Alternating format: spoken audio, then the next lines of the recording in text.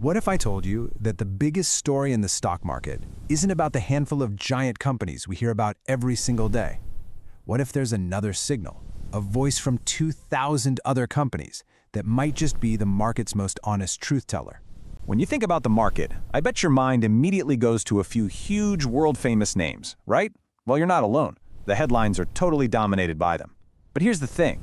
That's not the whole story. There's another one, a messier, more volatile, but you could argue, a much more honest story being told. Welcome to everything you need to know about finance. Today, we are pulling back the curtain on the market's hidden truth teller, the Russell 2000 index.